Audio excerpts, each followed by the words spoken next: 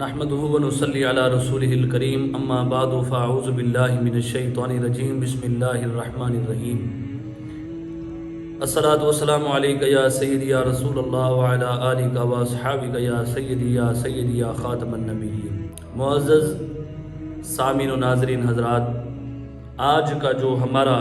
موضوع ہے وہ آیت معراج کے متعلق کچھ راز کی باتیں۔ رب ذوالجلال نے قرآن مقدس میں ارشاد فرمایا، سبحان الذی اسری بعبدہ لیلا من المسجد الحرام الی المسجد الاقصی الذی بارکنا حولہ لنریہ من آیاتنا انہ هو السمیع البصیر۔ سب سے پہلے تو اس پر توجہ فرمائیں کہ رب ذوالجلال نے آیت کریمہ کی جو ابتدا ہے وہ لفظ سبحان سے کیوں فرمائی، اس کی کیا وجہ ہے؟ لفظ سبحان سے رب ذوالجلال نے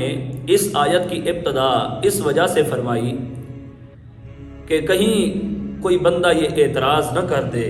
محبوب کریم صلی اللہ علیہ وبارک وسلم کی عظمت و شان پر کہ کیسے جو ہے مسجد حرام سے مسجد اقصیٰ تک پہنچے، مسجد اقصیٰ سے جو ہے وہ پہلے آسمان تک کیسے پہنچے، پھر پہلے آسمان سے 7ویں آسمان تک کیسے پہنچے، پھر 7ویں آسمان سے سدرۃ المنتہا تک کیسے پہنچے، اور پھر سدرۃ المنتہا سے لامکان تک کیسے پہنچے، اور پھر لامکان سے جو ہے رب ذوالجلال کے قرب تک کیسے پہنچے، اور پھر آنے واحد میں واپس کیسے آئے۔ تو اس پر یہ اعتراض ہو سکتا تھا کہ حضور علیہ السلام اپنی طاقت سے کیسے گئے۔ رب ذوالجلال نے آیت معراج کی ابتدا بھی لفظ سبحان سے فرما دی، فرمایا پاک ہے وہ ذات، یعنی رب ذوالجلال نے اس اعتراض کو رفع کر دیا، دور کر دیا، فرمایا کہ دنیا والوں کے اعتراض نہ کرنا، محبوب کو اس زمین سے لے کر معراج تک کا یہ پورا سفر جو ہے یہ مجھ رب کی ذات نے ہی کروایا ہے، لے جانے والا بھی خدا ہے اور واپس زمین تک لے آنے والی ذات بھی رب ذوالجلال کی ہی ذات ہے۔ اور پھر آگے آئیں آیت کریمہ کی طرف، اللہ رب العزت نے فرمایا اسرا بعبدہ لیلا،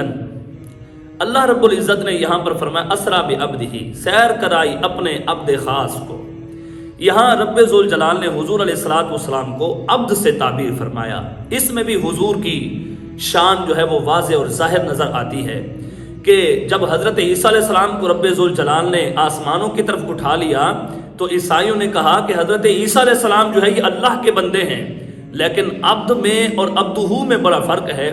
اس آیت کریمہ میں رب ذوالجلال نے عبدہ کا لفظ استعمال فرمایا اور اس بات کی طرف اشارہ فرمایا کہ یہ جو ہے میرا عبد ہے، یعنی اللہ رب العزت نے اپنے محبوب کو اپنا بندہ کہا،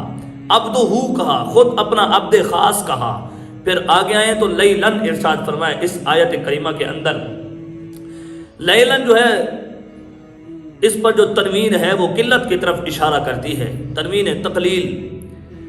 فرمایا رات کے کچھ حصے میں، تھوڑے سے حصے میں، رات کو سیر کرانے میں بھی حضور علیہ السلام کو جو رات کے اندر سیر کرائی گئی اس کی بھی کئی حکمتیں ہیں۔ وہ یہ ہیں، پہلی حکمت تو اس میں یہ ہے کہ اگر حضور علیہ السلام کو دن کے اندر سیر کرائی جاتی تو صحابہ کرام کا جھرمٹ حضور کے ساتھ ہوتا تھا ہر وقت، تو صحابہ کرام حضور علیہ السلام کو عرض کرتے یا رسول اللہ ہم آپ کی جدائی، آپ کی فرقت کیسے برداشت کریں گے؟ تو حضور تو رؤوف ہیں، رحیم ہیں، کریم ہیں، شفیق ہیں، مہربان ہیں۔ تو پھر اس سرکار علیہ السلام کے سفر کے اندر جو ہے صحابہ کرام رضوان اللہ علیہم اجمعین اپنی عرضیاں پیش کرتے، شاید کہ یہ سفر جو ہے سرکار علیہ السلام پھر نہ کرتے، حالانکہ اللہ رب العزت کی مرضی تھی، ارادہ تھا، سرکار جا بھی سکتے تھے، لیکن دن کے اندر پھر صحابہ کرام کی یہ فرقت اور ان کا جدائی برداشت کرنا یہ ناممکن ہوتا، اس وجہ سے بھی حضور علیہ السلام کو جو ہے رات کے وقت میں ہی سیر کرائی گئی۔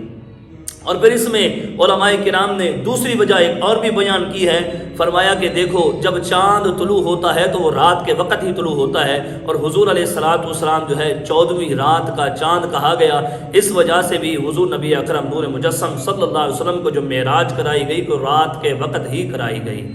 دعا ہے رب ذوالجلال عمل کرنے کی، سمجھنے کی توفیق عطا فرمائے۔ مزید آیت کریمہ کے آگے سماعت کرنے کے لیے کہ اللہ رب العزت نے جو ہے آگے الذی بارکنا حولہ لنریہ من آیاتنا انہ هو السمیع البصیر، آگے آخر تک آیت کے جو اسرار رموز ہیں وہ سننے کے لیے ہمارا اگلا کلپ سماعت فرمائیں۔ وآخر دعوانا الحمدللہ رب العالمین۔